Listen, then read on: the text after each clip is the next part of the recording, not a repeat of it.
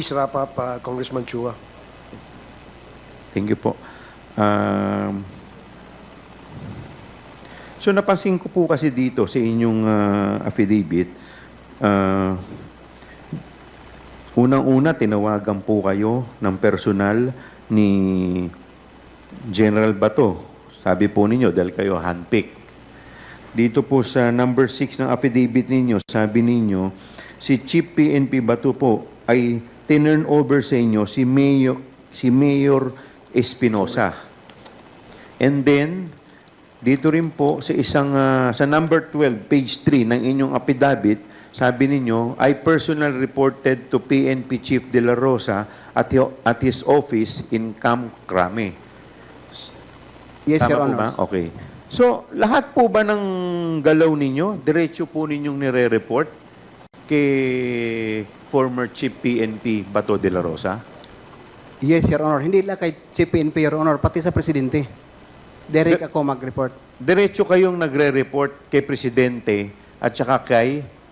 Kay Chief PNP de la Rosa, Your So, Honor. yung Presidente pong pinag-uusapan po natin, si President President Duterte, Your Honor. Duterte. Yes, Your Honor. So, pag nag-report ko po kayo kay President Bato, nagre-report din po kayo kay Presidente. Tama po ba? Hindi, mas marami mag-report ako sa kay Presidente Rodrigo Duterte.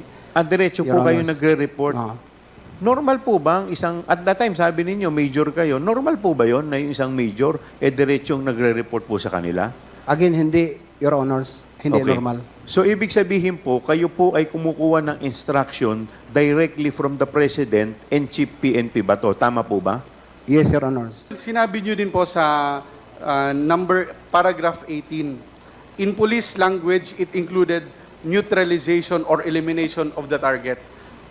Pwede po ba nating i-expound? Ano po ibig sabihin ng neutralization or elimination? Pwede po natin klaruhin? Ano po ibig sabihin nun?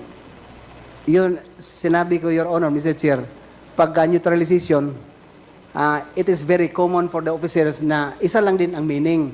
No? By all means, ikaw na ang bahala ang operatives or ang frontliners or ikaw ang nag-implement ng istasyon or search warrant or warrant of arrest. So does that include, Colonel, na ang pagpatay sa target? Kasali na, Your Honors. So, kumbaga, parang sinasabi niyo po na yung order ni Chief PNP Bato to eliminate ay the same as saying patayin ang target?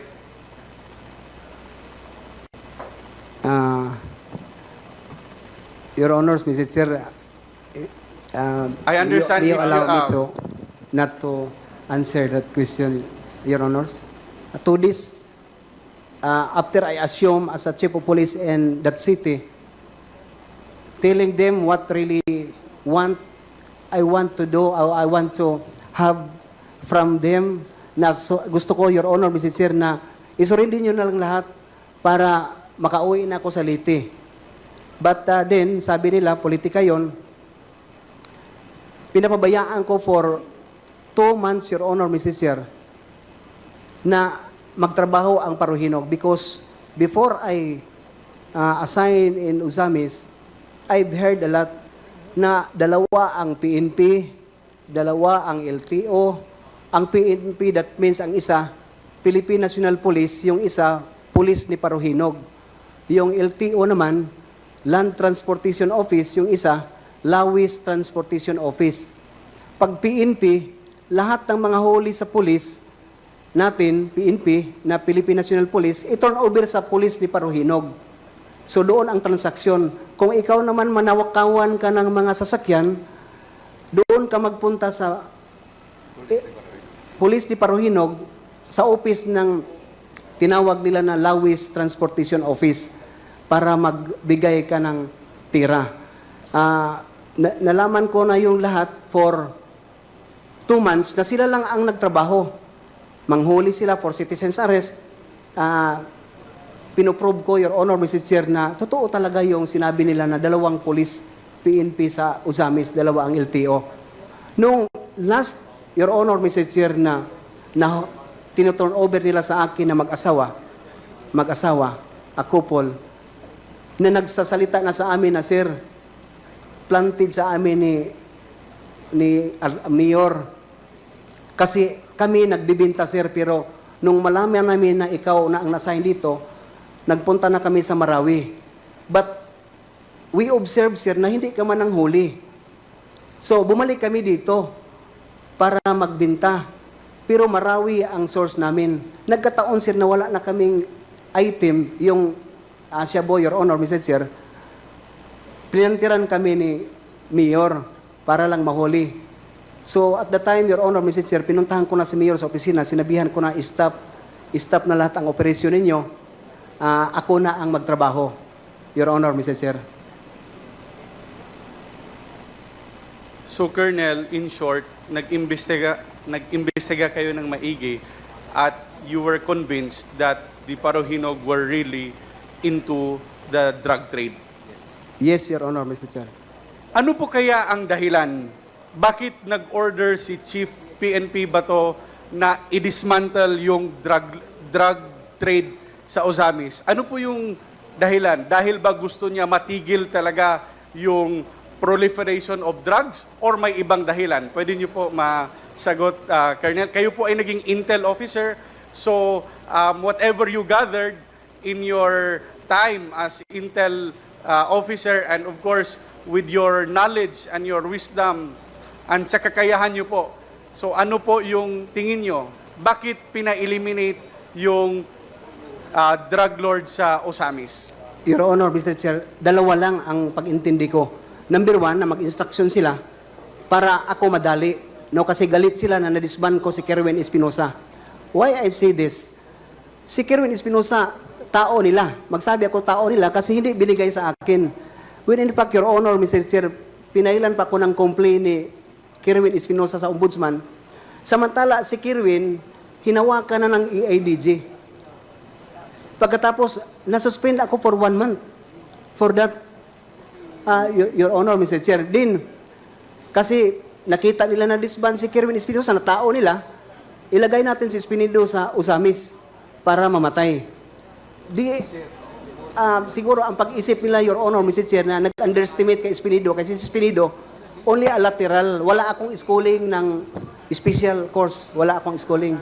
Simple na si Espinido. Grade 1, section 10 lang. Pero, ang pag-underestimate nila, na-accomplish ko yung Espinosa drug groups, galit na naman sila. Bakit, Your Honor, Mr. Chair? Hindi nila binigay sa akin si Ardot at saka si Nuba. When in fact, na-file natin ang complaint sa Albuera, more than 40 uniform personnel na mga protector. Sa kay Parohinog, hindi ako nakapag-file ni isa na protector kasi hindi nila binigay sa akin si Nuba Parohinog. Maski isa lang minuto na kausapin ko at saka si Ardot Parohinog when he arrested in Taiwan. Pagdating mismo dito sa Krami, na maghingi ako ng permission sa Chief PNP at the time, si Albayalde, hindi pinahintulutan ako na kausapin ko si Ardot. So, I presume, siguro, sa pag-isip ko, Your Honor, Mr. Chair, na tao nila yung nabangga ko. Bakit hindi nila ibigay para matapos na sana yung problema ng drug war? Kasi I believe, Your Honor, Mr. Chair, na kung mahuli ko buhay yung mga drug lord, sila ang magsabi kung sino ang protector nila. When Mayor Espinosa, buhay pa at the time, Your Honor, Mr. Chair, nasa sa akin pa siya, yun palagi yung sinabi ni Mayor Espinosa, Sir Job, walang Espinosa, walang drug lord kung walang pagpahintulot ng polis. Walang Parohinog kung walang pahintulot ng army. Doon nag-umpisa yung Kuratong Baliling. So, yun ang nakita ko, Your Honor, Mr. Chair, na kung ito ang organized crime groups, to tell you, for my 28 years in service, dito lang sa PNP, sa police lang. Kung maski gusto pa ng mayor, congressman, gobernador, kung gusto pa nila, kung ang police stand like a bribe, stick to implement the rule of law, walang magawa ang politisyan. Pero galing sa PNP ang drugs, ang illegal gambling, kidnapping galing sa PNP, Your Honor, Mr. Chair. Hindi ako matakot magsabi kasi alam ng mga pulis nandito kung ano ang trabaho, ano ang pulis. Sa inyong affidavit, nakasulod dito, Mr. Chair, na sa paragraph 30, I confirm that there was a quota and reward system. So may quota and reward system. Ano po itong quota and quota system at ang reward system, Mr. Chair? Dalawa yon, Your Honor, Your Honors, Mr. Chair. Pagkota at saka reward. Sa akin naman, we implemented in accordance with the law, Your Honors. Ang quota, bawat araw dapat ang pulis may matukhang yung knock and play. Puntahan yung mga nasa list para pasurindirin sa police station para sila marehab or voluntarily. Ang reward naman, it's very obvious for my assignment, Your Honor, Mr. Chair, na lahat ng mga operation through by-bust operation, search warrant, implementation, may reward system yung mga local official.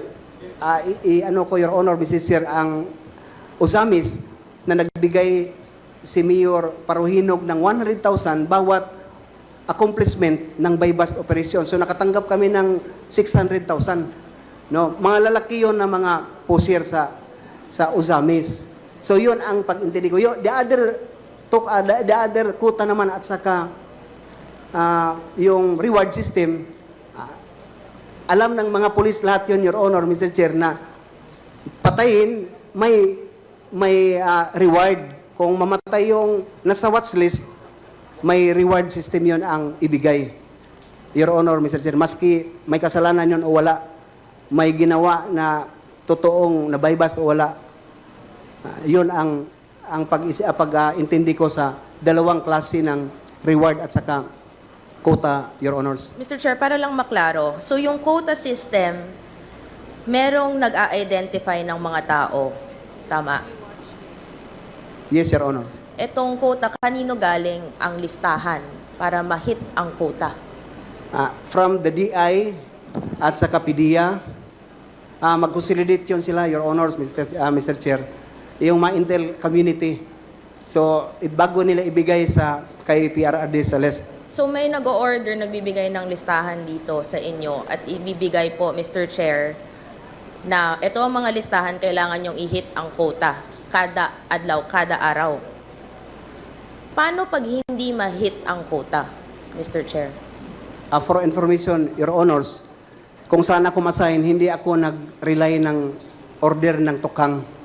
Wala ko kasi inisip ko yung palagi, Your Honors, Mr. Chair, na they are all victim. Why sila ang atutupagin ko when in fact very clear naman ang pronouncement ng presidente natin na sa Albuera, yung mga Espinosa ang drug lord.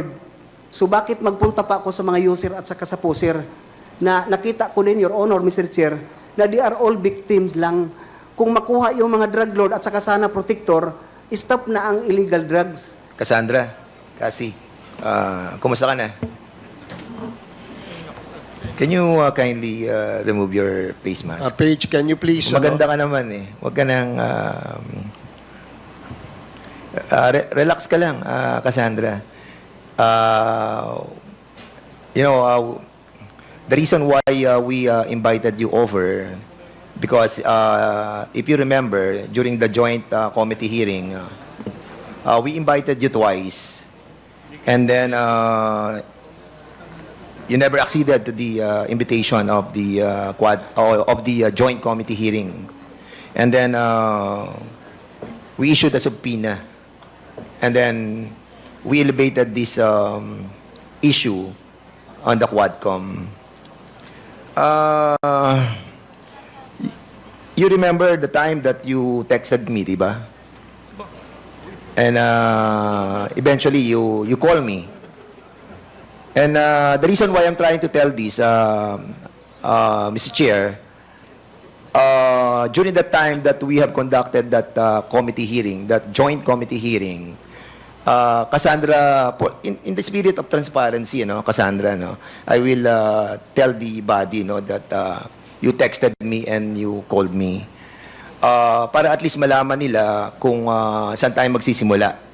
But the reason why you called me is to ask for help kung ano yung dapat mong gawin. Am I right?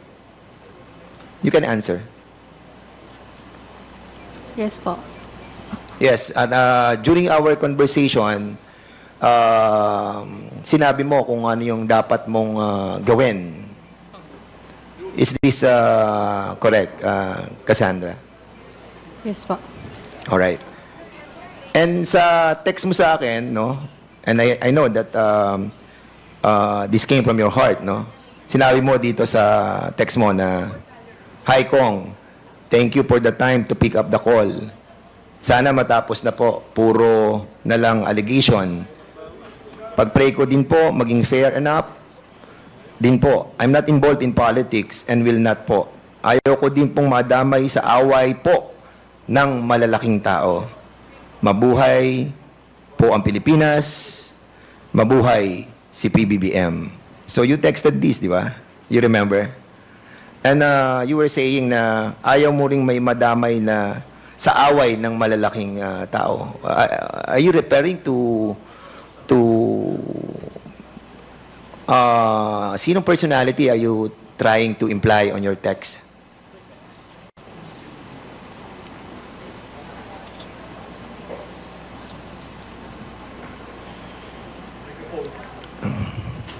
I invoke my right to remain silent po.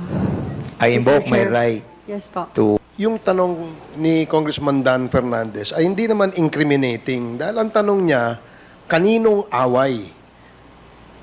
Is that an incriminating statement? Listen, what if you can start your own lending business, helping other businesses get access to capital? And what if by